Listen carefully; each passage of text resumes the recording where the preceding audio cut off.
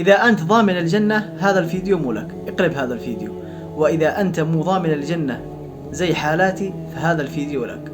قبل أقول لك أتمنى أن تكون شريكي في الأجر وتشارك هذا المقطع، فالدال على الخير كفاعله، ولك أجر كل من عمل به إلى يوم القيامة. ردد معي. قال النبي صلى الله عليه وسلم في صحيح البخاري: سيد الاستغفار اللهم أنت ربي لا إله إلا أنت خلقتني وأنا عبدك وأنا على عهدك ووعدك ما استطعت، أبوء لك بنعمتك علي وأبوء بذنبي فاغفر لي فإنه لا يغفر الذنوب إلا أنت.